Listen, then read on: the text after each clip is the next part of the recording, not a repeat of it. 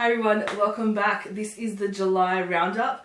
As usual, I'm going to be going through a whole bunch of my favourite stuff from this month. So it was a bit of a quiet month for me this month. I kind of just went on a bit of a self-imposed break. I just felt like I was spending so much time creating content, which was so much fun for me, but at the same time I was burning myself out. I'm going to skip past events this month because I just didn't go to any. I was unable to go to a couple of them simply because of work, and obviously work comes first, and I have duties that I need to do for that, and it's a pretty intense job. So I just had to skip some of those events, which is a real shame because there was some really fun launches this month. So let's go straight to my favourites for this month. Even though I wasn't spruiking and I'm not selling, but even though I wasn't on here talking about a lot of stuff this month, I was enjoying a whole bunch of new releases. I was very lucky to receive a whole bunch of PR this month, and also did a little bit of shopping, not too much, but I thought I would share with you the stuff that I've just been loving. Starting off with skincare, some of you will have seen in my Insta stories that I've been sharing kind of my nightly routine, and I've been mixing up products a lot.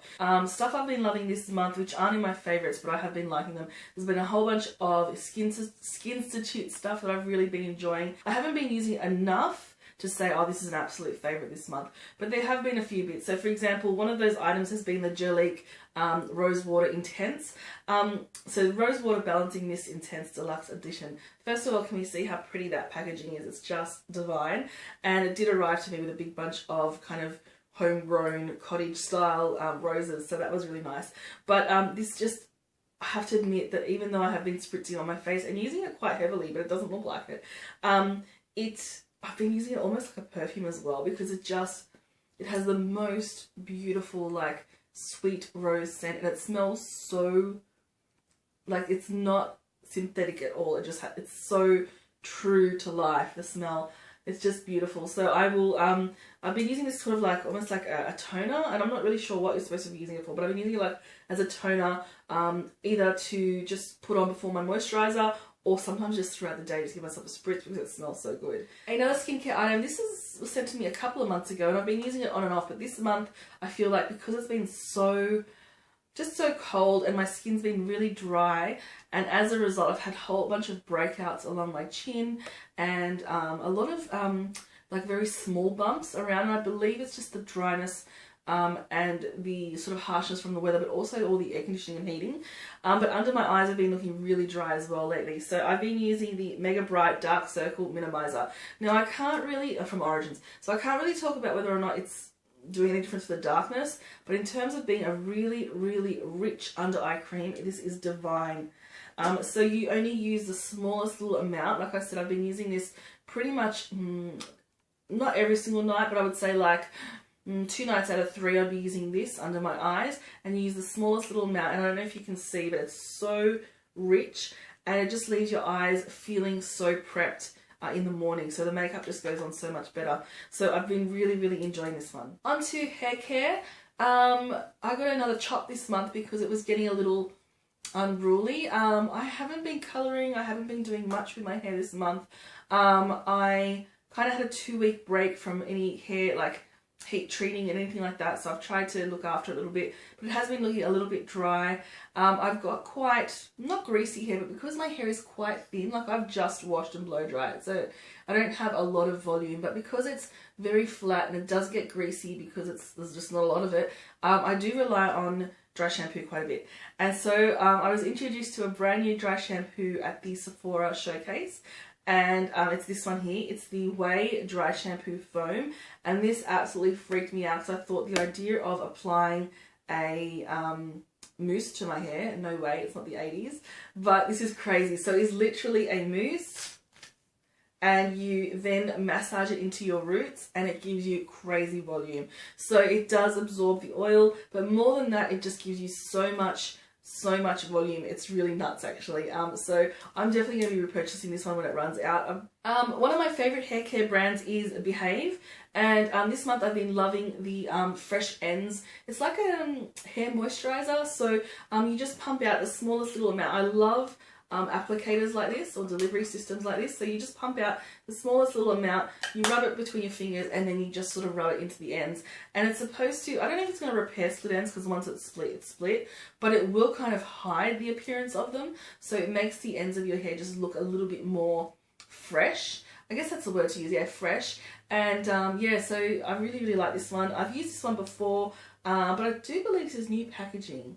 I'm not sure, but it leaves your hair feeling really soft and silky and without weighing it down too much. I have fallen in love with a primer. This one was gifted to me at the Sephora showcase. It's from a brand that we all already love already. It's from Cover FX, and this one is the blurring primer. So this one here is very, very similar to something like the Professional. I think it might be even more blurring than the Professional. So it's a sort of beigey kind of, yeah, peachy colour, and you rub it in and it just makes everything look so, not sure if you're able to tell the difference there, but it just, all of the fine lines disappear and you have this beautiful dimethicone kind of feeling afterwards. So your makeup goes on really well.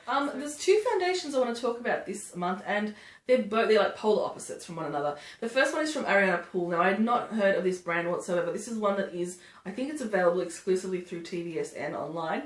But it's a very, very nice, they call it a face tint, but I want to say that it's like a BB cream, I suppose. So it gives you a really, so on my no makeup days, this is what I'm wearing. It does sheer out, so I mean this colour's a little bit pink for me, but because it is such a sheer product, it doesn't matter so much. This one just gives me a really like fresh, slightly evened out tone, but it makes everything look a little bit more presentable. Yeah, so this one I've really been liking. It doesn't go on patchy, it doesn't fade, it doesn't give any flashback.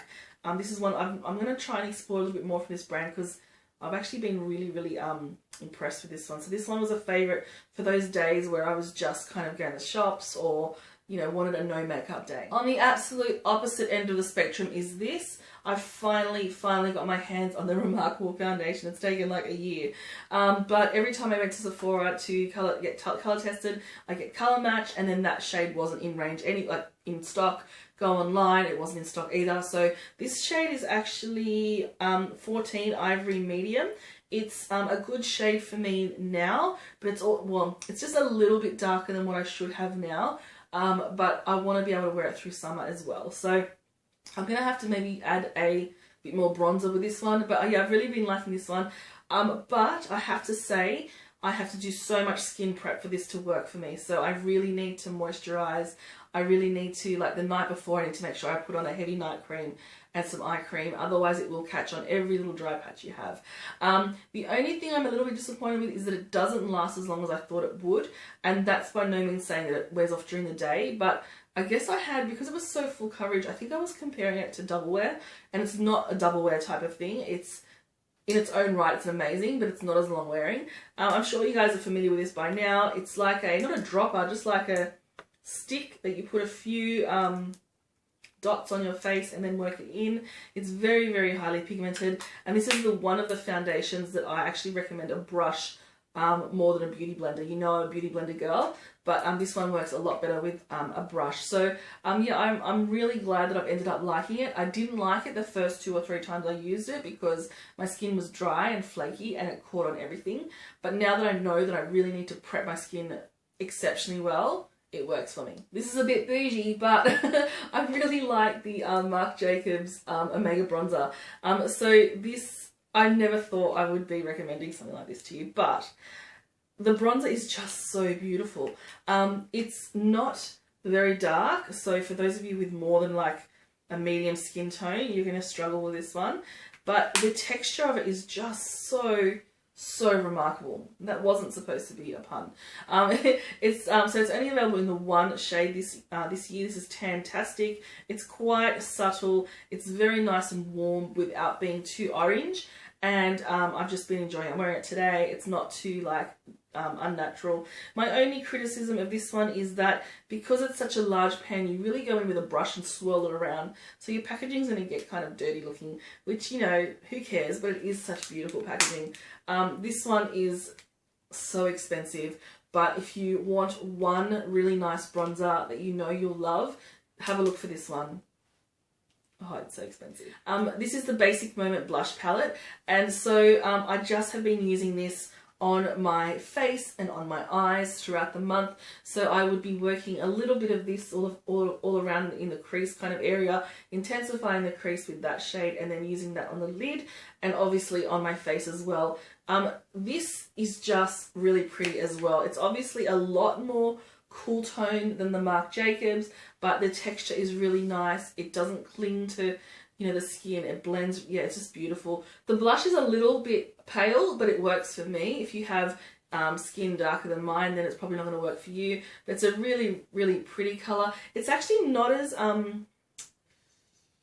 soft as I had expected. Like I really talk about their shadows all the time, and their shadows are so soft, but this one, it has a little bit more grit to it in the pan, which isn't necessarily a bad thing, but it does go on really nicely. And then the highlighter is again not as soft as I would have thought, and it's a goldy type highlighter. I'm not sure if you're gonna be able to see all that, but I've really been enjoying this, almost more on my eyes than on my face, but definitely on my face as well. So yeah, superior pigmentation, easy to blend with vitamin E. That's what Zoe was saying. But the eye palette that comes along with this is beautiful as well.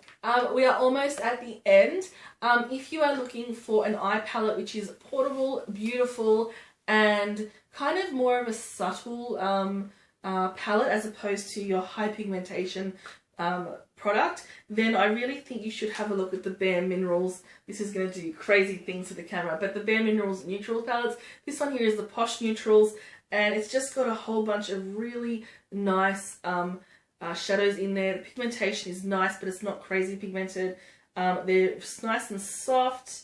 No complaints there whatsoever. They blend really nicely. Yeah, so I'm really, really impressed with this. This is an expensive one, but this packaging is just beautiful. And it's one of those ones that you really can take with you and create a whole bunch of nice, soft, natural looks with. We are almost at the end, but this month, one of the most exciting things to happen in the beauty world is Mecca Max. So Mecca Maxima have, in a couple of days actually, the Mecca Max range will be hitting Mecca Maxima stores. And so it's a whole bunch of products that are kind of their own branding. So you know that Kit used to exist. They got rid of Kit, is it a couple of years ago now? And they've now introduced Mecca Max. And I've tried out about 6 products from their range. There's a blog post, I'll leave the link down below for you to have a look at. It's got all the prices. So the pricing is pretty reasonable. I think the most expensive item is a brush, and it's about $36. So everything else is below that price. So there are liquid lipsticks the liquid lipsticks are really great. What else did I really like?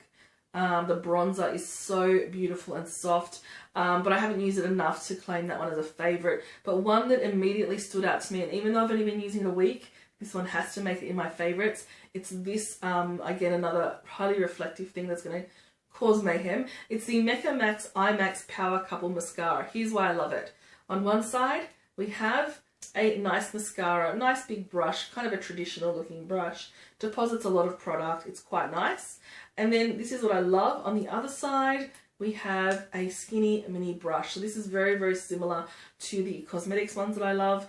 And so what's fantastic about that side is that you can do your lower lashes, and it adds so much volume and so much definition to your lower lashes, but it's also really good to push up your upper lashes, and it gets in really nice and close to the lash line. So I'm loving that one. It doesn't smudge, it doesn't flake, on me at least. The packaging is really pretty, isn't it? And I'm really excited to see what else is going to be in store in my local Mecca. Okay, we'll end my favourites on 2 lip products, 2 very different lip products. The first one is this one. This is the Clarins Eclat Minute Huile Comfort Levre. Okay, it's a lip oil, and this is pretty much the first range of lip oils I've tried. I know that YSL do some really good ones, but I've just never really tried them out. And so for me, I wasn't sure what a lip oil involved. I thought it might just be like a really slippery oil that would slip off. But it's actually kind of like, it's a combination between a lip balm and a lip gloss. So this one here is in the pink shade. This is called Candy 04. I received 4 shades. This is my favourite. It's just got a really nice